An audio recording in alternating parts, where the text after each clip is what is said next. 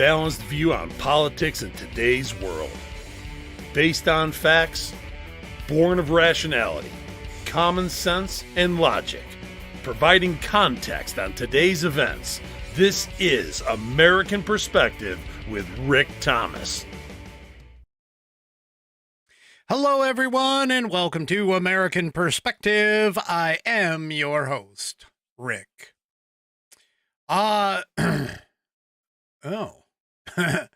Well, that ought to be interesting. Yeah, sorry about that. Amy got me off track. Amy over on Rumble got me off track. She's looking for suggestions of registered names for her new puppy.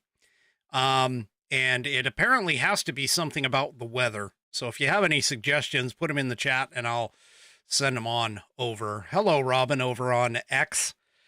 Welcome to the program. All right, so let me go ahead and, oh, she's been looking at Buffett song titles. Okay.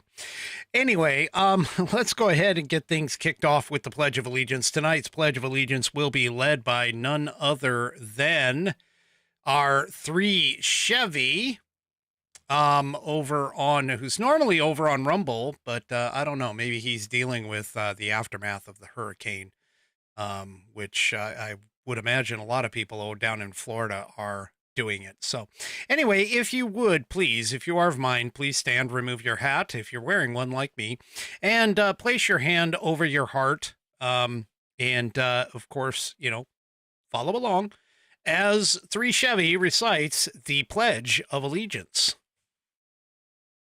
I pledge allegiance to the flag of the United States of America and to the republic for which it stands, one nation, under God, indivisible, with liberty and justice for all.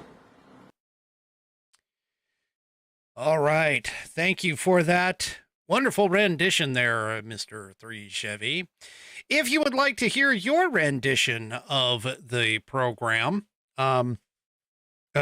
your rendition of the Pledge of Allegiance here on the program, all you have to do is get yourself a quiet place, go ahead and record yourself reciting the Pledge of Allegiance in your style, and take that audio file, attach it to an email, and send it on in to fans, F-A-N-S, at americanperspective.online. That's fans, F-A-N-S, at americanperspective.online, and I'll get it into the rotation on the program. All right. Tonight's headliner, first top of the hour, I guess, sponsor is True Grit Roots Network. TGRN.net is our landing page on the internet. You can head on over to tgrn.net and listen to all of our live, or all of our 24/7, 365 programming over there, along with all of our fantastic on-air personalities. We do have a live show. Music on the Couch is live every Monday night, and you can listen to him there. You can check out all of our programming and all of that for, again, head on over to tgrn.net to get that. But TGRN is sponsoring a special presentation of Dallas Moore coming to Belton, Texas for an afternoon show at the wine bar called Off the Rails in Belton, Texas on Saturday. That's tomorrow, October 12th from 3 to 6 p.m. One of the hardest working, in-demand, and award-winning artists in America today, Dallas brings his well-traveled honky-tonk hits for a special solo show. Sponsors and presented by TGRN, True Grit Roots Network. It's going to be at Off the Rails Wine Bar at 201 Northeast Street, Suite C, Belton, Texas, 76513. And you can go and check that out. There's details on our main page on the website. You can also find True Grit Roots Network with TGRN Blues, our 24/7, 365 blues channel. In not only on the web at tgrn.net, you can listen right through your browser, or you can also find us in the catalog of digital radio stations of these three applications: Live 365, Odyssey, AUDACY, or the iHeartRadio one.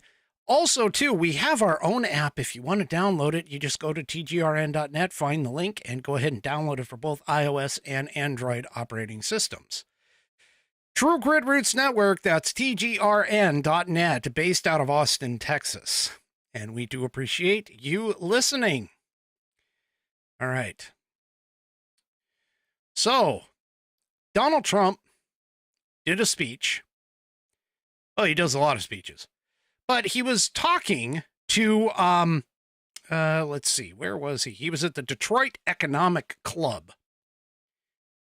And he was speaking there. And he made what I consider to be the most prophetic, the most honest, the most truthful, the most incredibly insightful statement I think I have ever heard him say. So for that, because I don't want to steal his thunder at all, so for that, I am going to let him tell it to you.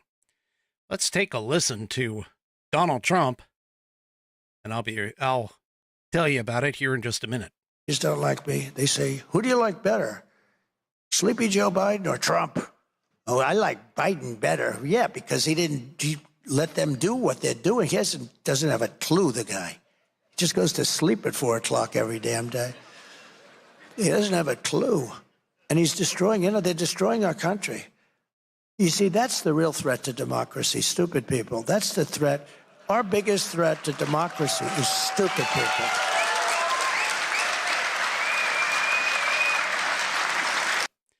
Oh, Donald, glad to know you are finally on board there, buddy. Because I got to tell you, that is so true. The threat to democracy is stupid people. I agree 100%. Of course, I call them morons because only morons vote Democrat. Well, the reason why he's calling out stupid people, and I'm not saying that he's calling out people who literally are like stupid. He's calling out people who are stupid because they don't know about the Constitution right here. This wonderful book right here. They don't know about that. They don't understand it. They don't understand how our country was formed, how our country operates, how our government is supposed to operate. They don't get it. And because they don't get it, they try to change it. And they're trying to turn it into something that it's not. And folks, I got to tell you, the more these people run around without understanding basic U.S. civics, the worse it's going to get. The worse it's going to be. And this guy all he's trying to do is set us back on the right track. That's it. To put us back on the correct track for where America is supposed to be, and, of course, make America great again. Pretty simplistic statement. But he finally hit on the truth. I think he's been kind of dancing around it for a little while, but he finally hit on the truth, which literally is the threat. The biggest threat to our democracy is people who are stupid. That, my friends, is what the Democrat Party is all about. They are the stupid people. They may be educated, because there is a huge difference between education and intelligence. There are several records of people who are highly intelligent who couldn't stand to be in school because of the fact that their intelligence eclipsed even their own professors. And so to sit here and talk about how our democracy is threatened, it's threatened by stupid people. People who don't understand how the government works, how the government is supposed to work, how freedom is supposed to work, how taxes are supposed to work, how our laws are supposed to work, how our society is supposed to work. And that, my friends, is what he just summed up in one very simple statement, which is our democracy is threatened by stupid people. Well, I got to tell you, too, that the Democrats, get ready. I'm telling you, get ready.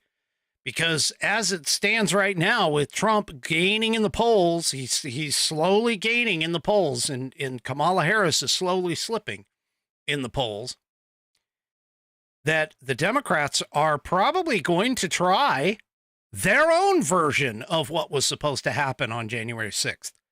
Don't believe me? Well, check this out. This in Axios. Scoop. Some top Dems, meaning Democrats, won't commit to certifying a Trump win. Now, wait a minute. I seem to recall that the certification process was like part of the heart of our, quote, democracy. Now, keep in mind, we're a republic, okay? So don't throw tomatoes here whenever I say the word democracy. But the point here is that these guys are already saying, right now, they're already saying, I thought denying an election, a duly certified election, was wrong and was a threat to our democracy. But yet here they are. They're saying they won't do it. They haven't said. But because they don't say, that means that they actually did say. So House Democrats railed against Speaker Johnson for hedging on whether or not a GOP-controlled House would certify Kamala Harris victory, but some of their senior members are playing a similar game. Now, this is part of the problem. So what they're saying, according to Axios, Raskin, who is just a complete moron of his own right, the House Oversight Committee ranking member and former January 6th committee member, which of course that was all crap, who objected to Trump electors in 2016, told Axios in an interview that if Trump won a free, fair, and honest election, then we would obviously accept it, he said. However, Raskin did say that he definitely doesn't assume that Trump would use free, fair, and honest means to secure a victory. Wait a minute. I thought that was wasn't 2020 the most secure election? And just because a Democrat won, that was the most secure election, even though we all know that it wasn't even close. There were way too many problems in 2020, from laws that were changed, from stories and the biggest October surprise of the time with the Hunter Biden laptop that was dismissed as Russian disinformation, which we now know is completely 100% factual and accurate, that contained information on it that Joe Biden has been corruptly taking money from foreign entities in a influence peddling scheme run by his bagman, Hunter. And yet that was a very, very free, fair, and honest election, according to Democrats. And according to Raskin, Trump is doing whatever he can to try and interfere with the process, whether we're talking about manipulating electoral college vote counts in Nebraska, or manipulating a vote count in Georgia, or imposing other kinds of impediments. Well, wait a minute. He isn't doing any of that. He has no control over Nebraska. If Nebraska decides to go to winner take all, like 48 of the rest of the states, that's their decision. That's their choice. That's not Trump's. And this manipulating the vote count in Georgia, he wasn't manipulating the vote count. He was simply saying, verify your count. to Rathetsberger. Verify your count. That's all he was doing. Now, Representative Jan Schalowski, who is a Democrat from Illinois, a senior chief deputy whip, who voted to object to George W. Bush electors in 2005. Wait a minute. I thought that wasn't supposed to, you were just supposed to accept whatever came. That it was a process that had to happen, but, oh my gosh forbid that you dissent from the electors. She said of Trump, I don't know what kind of shenanigans he is planning, added, we would have to, in any election, make sure that all the rules have been followed. I thought questioning elections was extremist, was wrong. Schalowski, according to the piece here, said later in a statement that she was proud to join all my Democratic colleagues in certifying the 2020 election and looks forward to doing the same in January of 2025. Well, this continues. House Rules Committee ranking member Jim McGovern, a Democrat from Massachusetts, who also objected to Trump electors in 2017, said Democrats would certify a Trump victory assuming everything goes the way we expect it to.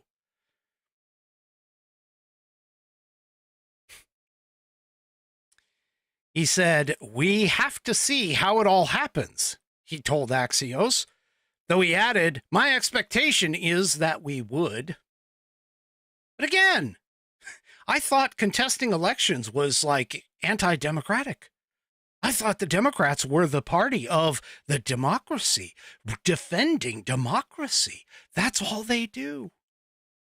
And yet here they are, talking about it, calling it out. Even House Minority Leader Hakeem Jeffries, who currently wields huge influence over his members, has signaled there is little chance of an organized effort to decertify electors.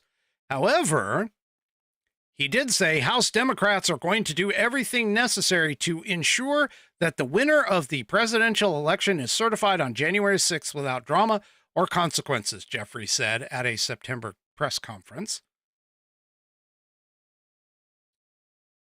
Ranking member from the House Administration Committee, Joe Morell, who is a Democrat from New York and is Jeffrey's top deputy on election administration issues, has also made similar statements. But yet, again, objecting is not supposed to be democratic. Really? Anyway. Yeah, they are, folks, just, I'm telling you, 2024, this one is going to be just an incredible, I mean, if you thought 2020 was really off the cuff, wait until this thing comes, because I'm telling you right now, it's going to be interesting at best. Anyway. All right. Well, the Kamala Harris, Tim Walz campaign has apparently decided that they need to pull out the big guns. They call in the righty. Well, actually, that's my left. So call in the lefty or the righty, whichever way you want to call it. Barack Obama has come out, and he is expressing concern, let's just say. So here in the Daily Fetched, Obama sounds alarm as black voters abandon Kamala Harris. Now, here's a little bit of a soundbite. He was in, he was in like a campaign headquarters or something like that, it looks like, and he's talking to some folks. Let's take a listen to what he said here. Communities is that we have not yet seen the same kinds of energy and turnout in all quarters of our neighborhoods and communities as we saw when I was running. Now, I also want to say that that seems to be more pronounced with the brothers. So if you don't mind, just for a second, I'm going to speak to y'all directly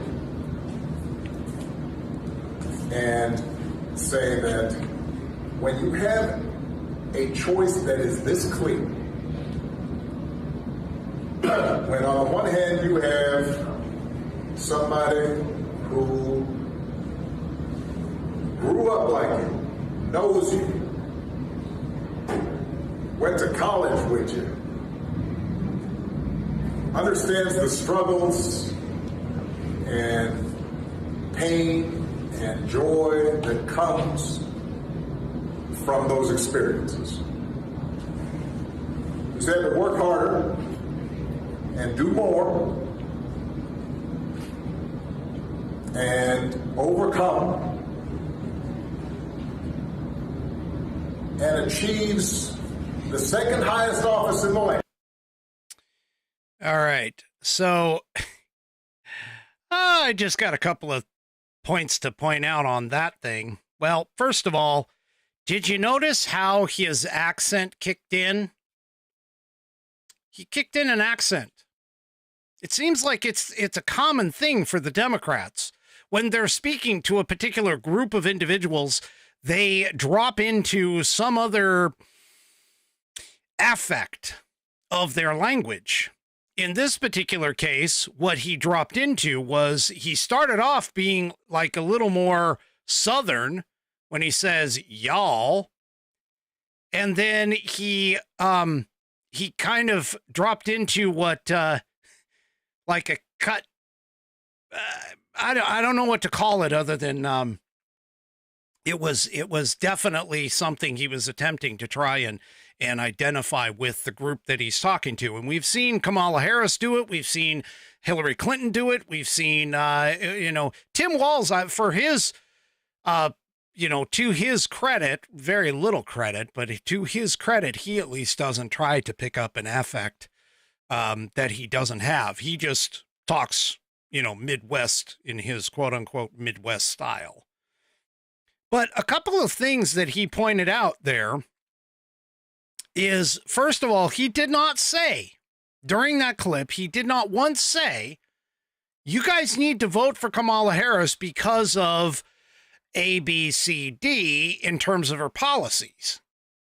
He did not say you guys need to vote for Kamala Harris because she is better at, X, Y, and Z over Trump. But what did he say? He basically tried to connect them to Kamala Harris and say that, well, Kamala Harris, she comes from the same roots that you do. No, she doesn't. Her parents were tenured professors. She lived in an upper middle class neighborhood, almost a lower upper class, if you want to call it that. She grew up in Canada.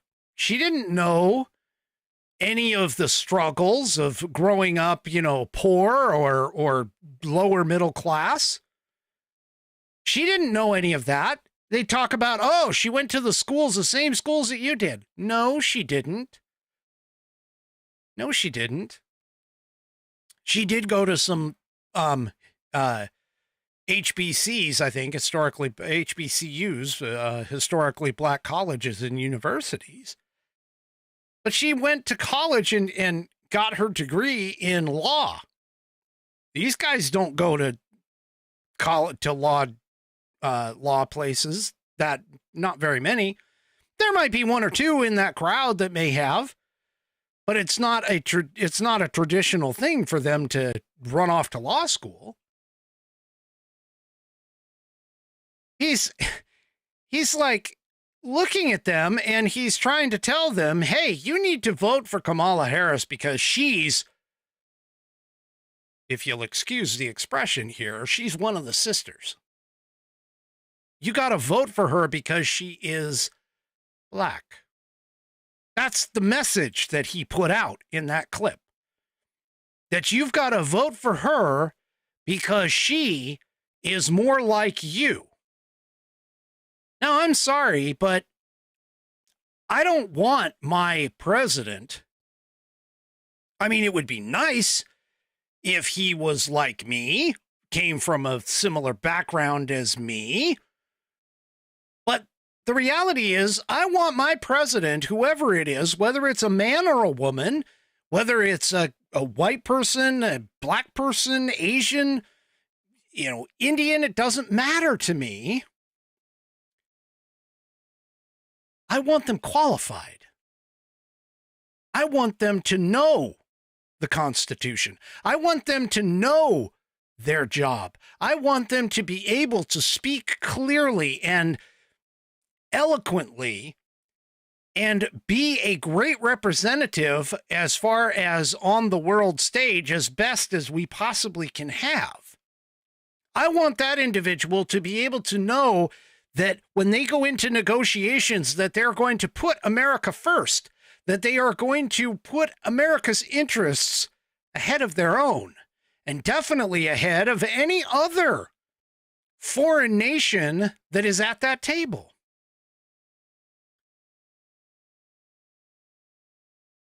I want my president to do American presidential things. And that is not Kamala Harris. Well, I'm not the only one who is looking at him and going, dude, are you really in this? I mean, seriously? Barack, you're kind of, you should, don't go away, Mad. Just go away. Fade off into historical obscurity just like everybody else did in front of you. Vernon Jones on X points this out, says, this is his post, says Barack Obama sent out by white liberals to black mansplain to get black men to vote for Kamala Harris. Wait, his mother and Kamala's mother are both white. Well, actually, Kamala's mother is East Indian. Asian Indian, I should say. But Obama, Vernon Jones continues, Obama doesn't even have black neighbors, and 99% of his handlers are white. I don't have anything in common with Kamala, he says. No thanks, Barack. Blacks had enough of you and Kamala Harris. That's just one individual. And it seems like many, many more are thinking the same way, because former Clinton pollster here in the Daily Fetched has grim warning for Dems. He says minorities are moving to Trump. Take a listen to this little bit of a piece. Doug, there have been numerous articles just in the past few days about the crumbling blue wall for Kamala Harris. So obviously Michigan, Wisconsin, Pennsylvania. But it wasn't so long ago that Wisconsin was really considered her state to lose. That they really had a pretty solid grip on it. They had that Supreme Court election there. What's going on in that state, in your estimation? I think what we're seeing is the working class vote is moving in the direction of Trump. Non-college educated voters, blue-collar men are all moving in Trump's direction. Some movement, as you suggested, Laura, among minorities in Wisconsin, African Americans, to Trump. Basically, the blue wall in Wisconsin and Michigan is eroding as the South, defined as Georgia, North Carolina, Southwest Arizona, appear to be trending Trump. We're looking now at 5 states, 5 swing states that are potentially Trump's. And if Pennsylvania goes, the election is over. All the trends are showing the same movement. It's not over, you're right, but it sure is moving Trump's direction. That's the key. It's moving Trump's direction. Trump is starting on his upswing. And so there's some question by some of the Democrat strategists too. Did Kamala peak too early? Well, I just think it's this. I think that the shine and the joy and the sugar rush from having kicked Joe Biden off to the curb and anointing the chosen one in Kamala Harris is starting to wear off. And it's wearing off, if you're a conservative, at the most perfect time. Because all this stuff is going to do is just continually to increase Trump's exposure. And the more that she speaks extemporaneously in front of cameras, without help, without teleprompters, without scripts, she's going to make it worse and worse and worse. By the way, her second in charge, Tampon Tim Walz, is not doing her any favors at all either, by the way. Tampon Tim, you'll recall, was at a fundraiser in California, and actually two of them, where he called out the exact same thing. He said that the Electoral College needs to go. That the Electoral College needs to go, and that we should have a national popular vote. Well, as I pointed out last night when I called this out, the Harris campaign came out and immediately shot that down and said, no, that's not the campaign's position.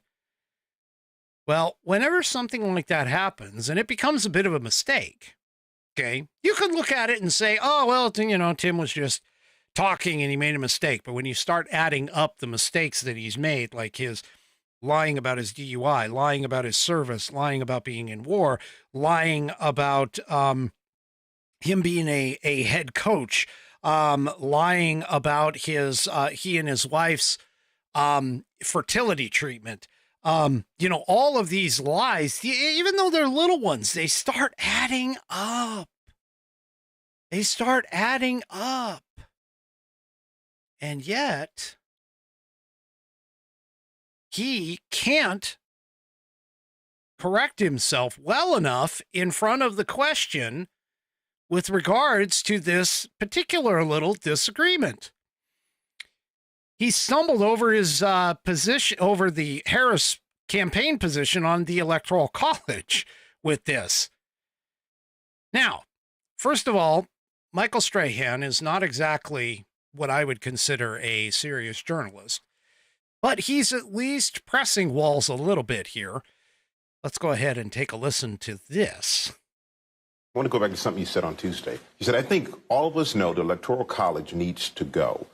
But the campaign came out later that night, and they said that's not their stance. Yeah. Well, it's not the campaign's position. And the point I'm trying to make is that there's folks that feel every vote must count in every state. Mm-hmm. And I think some of folks feel that's not the case. Our campaign does that. And the point I'm saying is I'm in 5 states in 2 days. We're out there making the case that the campaign's position is clear, that that's not their position. Their position and my position is to make sure that everybody understands their vote, no matter what state they're in, matters. So that's something that you and Vice President Harris disagree on? I have spoken about it in the past, that she's been very clear on this, and the campaign, and my position is the campaign's position. In other words, I got my hand slapped, and now I got to toe the line. Well, Tampon Tim, I'm just going to point something out to you there, buddy. Straight up. You see this little book here, this little book called The Constitution of the United States of America. This is a copy of it. This has the text of the Constitution inside it. And not one place inside here does it say that the president at any time, not even a change, necessarily a change by an amendment, has even crossed out or removed the idea of a popular vote. The popular vote for the presidency has never existed. The Electoral College, the electoral process. The electoral process, because the word college doesn't show up in the Constitution either. But the electoral process has always voted and elected the president. There's a reason for that. It's because of the fact that the founders and the writers of the Constitution, they all knew that if a popular vote was going to take over and the national popular vote was used in order to elect the president, you could, at a minimum, encounter a spot where one or two states, due to their population, were the ones who elected the president. You know what that's called, Tampon Tim? That's called mob rule. That's called a pure democracy, which is why we're not a democracy. We are a republic. There's a huge difference. And so anyone who sits here and tries to say, oh, well, you know, it matters because the national vote, you know, popular vote, they lost, but yet they were elected by the Electoral College. That's exactly why. The reason why is because they wanted to avoid the whole idea of having mob rule. Right now, if we were to say, throw out the electoral process, if we were to get rid of it and put in a constitutional amendment and say, look, the electoral process is such that the national popular vote is who votes it in, guess what would happen? California, New York, Illinois, Texas, and Florida, which are among the most populous states, in particular, California, Illinois, and New York, they would be the ones that would run the country. There's a reason why the popular vote was not used. It's designed that way for a reason. And unfortunately for Tampon Tim, because he apparently doesn't understand where the votes come from. The electoral votes. The electoral votes are a combined number of the two senators for each state, plus the congressional districts, the number of congressional districts that are within that particular state. And that congressional district, by the way, is built and based off of population. Now, and I know I've said this before, so it seems like I'm harping on this, but this happens every single time this stuff comes up, is that the Electoral College votes, 48 of the states use what is considered winner take all, meaning that if the state itself, and this is part of the reason why you can see on all the Electoral College maps and everything else, the entire West Coast is completely blue. The reason being is because Washington, Oregon, and California are very, very often going to side with Democrats. Because they're massive populations, they do winner take all. And so that is essentially what's happening here, is that the Electoral College is the way to vote the presidency. And yes, every vote does count. But it counts within the borders of the state, Tim. And when the state legislature decided to do a winner-take-all approach, unlike Nebraska and Maine, which do a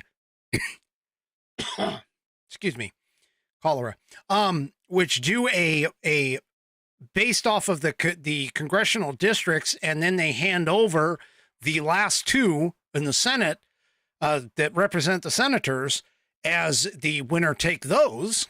Okay. Unless something changes in those other 48 states, that's how it's going to go. It's going to be winner take all, but it's up to the states to decide that. Not the federal government. So unfortunately, Tampon Tim, you're not going to get what you find or what you think. And in fact, the electoral process was amended by the 12th Amendment to further define how things would work, because apparently it wasn't fully defined in the beginning. But this is why Donald Trump is right, that democracy is essentially under attack by the stupid.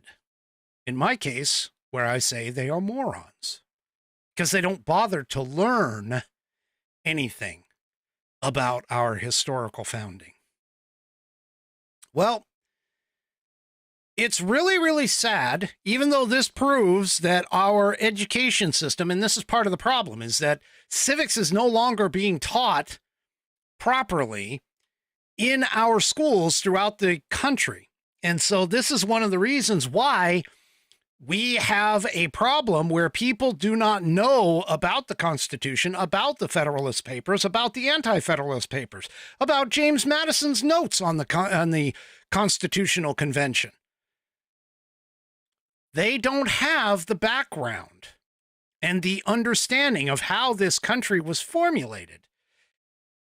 And it's really sad when a person who can be that out of touch, that moronic, ends up being a professor and is extremely left-leaning. You sit here and you wonder why education does not equal intelligence. Education actually equals indoctrination now. Well, here's a perfect example of what I am talking about here. This in the Daily Fetched. An unhinged professor tells students those who don't vote for Kamala should be, quote, lined up and shot. Okay, now that being said, that isn't exactly what he said, but it's pretty damn close. You can go and let's just go and take a listen to exactly what he said. Here it is. Guys are smarter than girls. You got some serious problems. It's what frustrates me. There are going to be some males in our society that will refuse to vote for a potential female president because they don't think females are smart enough to be president. We could line all those guys up and shoot them. They clearly don't understand the way the world works. Did I say that? Scratch that from the recording. I don't want the deans hearing that I said that. The guy obviously knew he was wrong the minute he said that, because he immediately said, scratch that from the recording. Now, he's suspended, according to the piece. And a statement was issued by the University of Kansas. He's been placed on administrative leave, they said. But here's the problem. He's not alone. He is not alone. There are so many people in the university system that think the exact same way. Now, he was in particular referencing males who think that women aren't smart enough to be president. I have no problem. And most people that I know, okay, most people I know don't have a problem with a woman being president. But just like voting for a male president, the majority of people that I know, they just want the right one. Doesn't matter whether it's a male or a female. We want someone who is qualified, who is going to put America first, who is going to take care of America, who is going to make the right decisions under pressure, who is going to put the American people, be a servant of the American people, not a king or a queen in the office.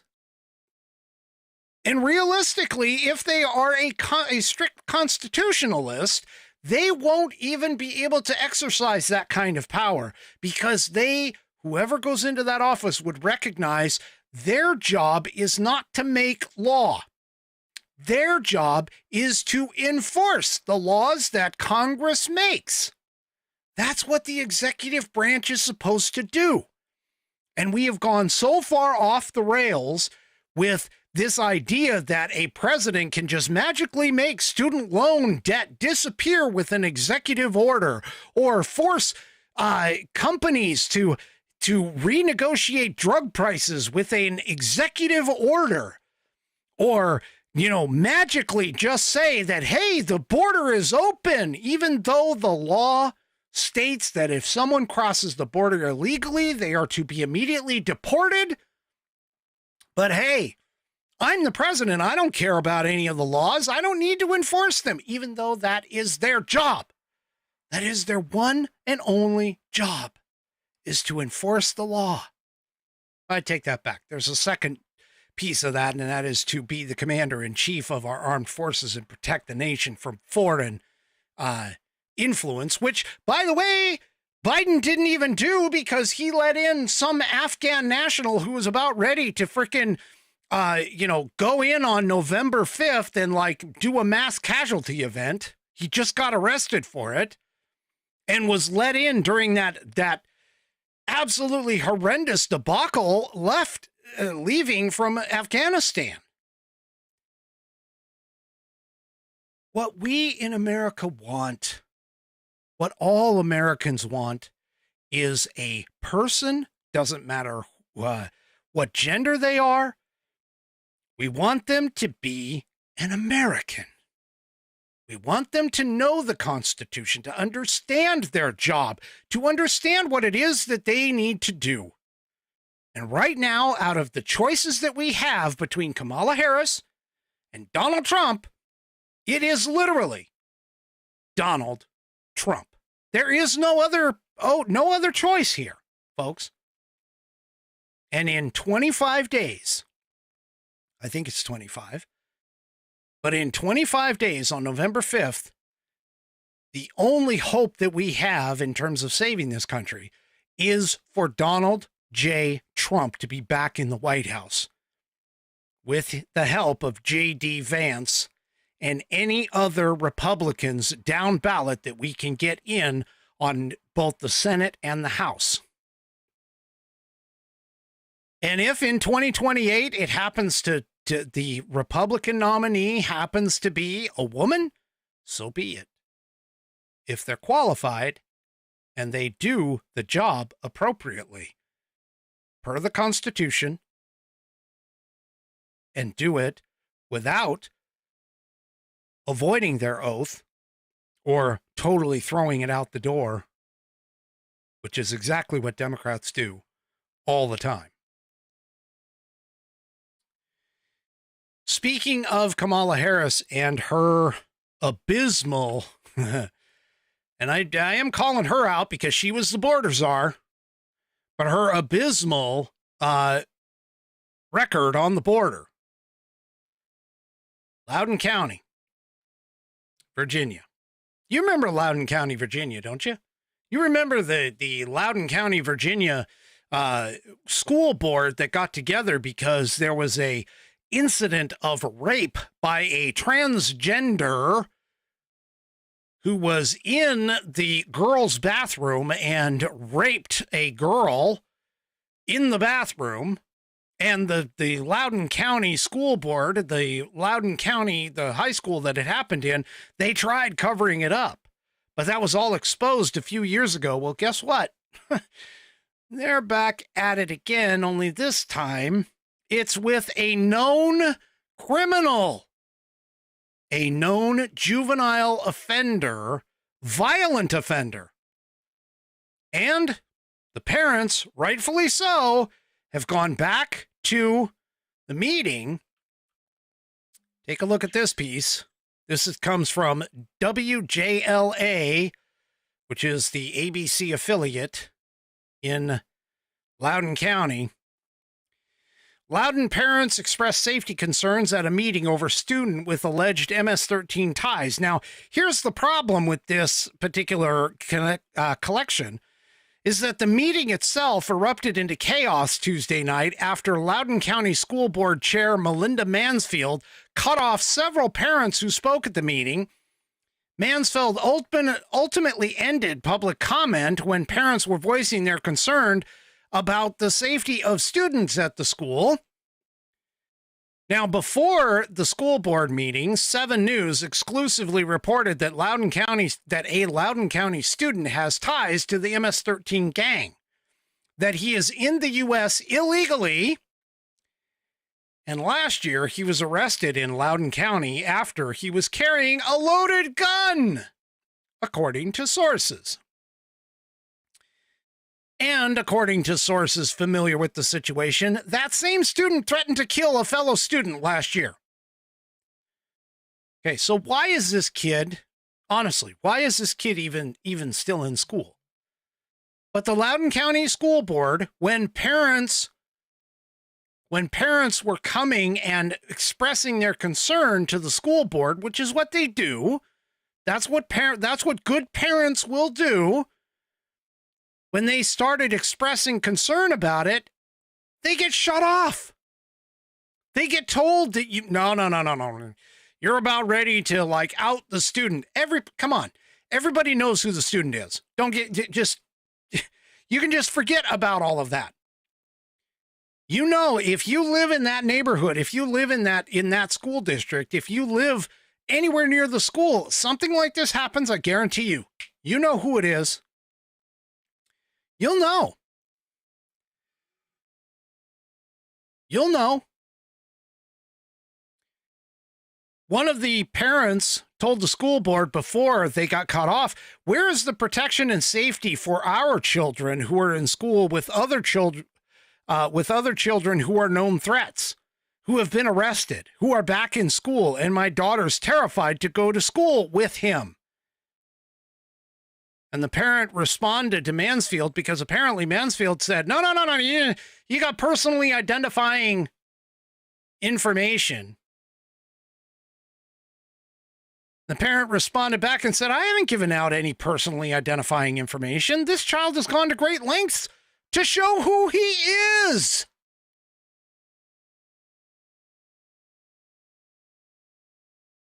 Mansfield said, excuse me, but what you're saying right now is personal. Really? It's personal to identify him that it's a male? I mean, pretty much anybody with a brain would figure that out fairly quickly because, let's face it, females are not quite as aggressive as males. Just saying. Okay? But they went ahead and they cut it off. They cut him off. She also went, and because she didn't like what they had to say, she went ahead and cut off 3 other parents who had signed up to speak on the same topic. One parent called out the whole school system's situation with the sexually assaulted student who had been reassigned to her school after sexually assaulting another LCPS student 5 months earlier, which I forgot about that. Yeah. Folks, we live in a time where the stupid are leading us. They are there. They're everywhere. They are seriously getting into our leadership, and they are turning this into just a complete crap show.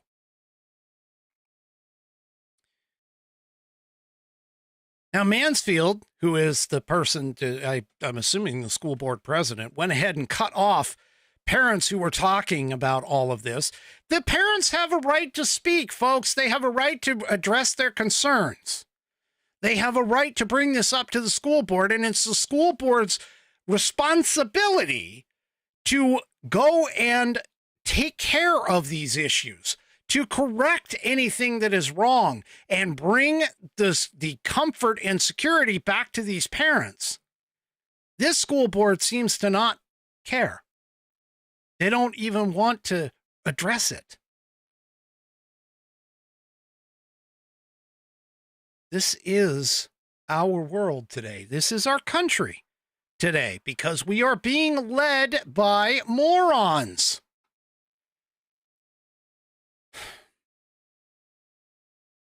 What's even worse is those same morons are also showing up in and have been present, apparently, in our journalistic houses that are supposed to have all kinds of integrity and everything else, but apparently they don't. Well, it's really interesting when a foreign leader gets questioned about politics within America. And yeah, I don't even understand why. Jake Tapper has got to be one of the dumbest people on television, I'm telling you right now. But he was talking to the former prime minister of England. I think he's former prime minister, Boris Johnson. I don't necessarily keep track of what's going on over in England anyway. Haven't really cared since 1776. But anyway, the thing about it is that a new book came out. Bob Woodward, by the way, whose only greatest accomplishment was the whole Watergate thing that he broke. He and somebody else. But anyway, ever since then, I mean, he's kind of been like off the map. But that being said, his book came out and the book came out and it infers that Donald Trump and Vladimir Putin have talked on the phone as many as 7 times since Donald Trump has left office. And so, for whatever reason, apparently Jake Tapper, who again isn't the sharpest knife in the drawer, appears to believe that Boris Johnson would have some kind of special knowledge of this event. Well, it's just classic. Just to end on a good note, take a look at Jake Tapper's face after Boris Johnson answers, and you'll understand why I'm finding this kind of humorous. So here you go. Is also reporting that in Woodward's book, according to a Trump aide, there have been multiple phone calls between former President Trump and Vladimir Putin, maybe as many as 7 since Trump left the White House in 2021. What's your reaction to that? Well, I don't know if that's true, and I'm certainly not privy to the contents of those sorts of conversations. What I can tell our viewers is that when I had dealings with President Trump over Russia, like when the Russians poisoned people in the UK, it was actually the Trump administration that really, they exceeded expectations. They expelled 60 Russian spies. It was the Trump administration that actually gave Ukrainians lethal weaponry, the Javelin missiles, to use against Putin's troops. So, people take their pick about this. I'd be interested to know what those conversations contained, if indeed they took place. I would. Okay. Sorry about that. That was my fault. Little technical glitch for those on the video side of the house. I forgot to hit the button to give you the video, but it did catch the very end of the conversation anyway. So, but you could take a look at Jake Tapper. Jake Tapper's like, okay, this isn't going well. First of all, what the hell, Jake? I mean, seriously, why are you asking the former UK prime minister about conversations that Donald Trump might have had with Russia? What the hell? And what's even better, though, is that Boris Johnson says correctly, I don't even know if this is true. We don't even know if it's true either. Oh my gosh, these people. They have the whole Trump derangement syndrome, I'm telling you folks. Yeah. Johnson immediately. Well, I don't know that's true.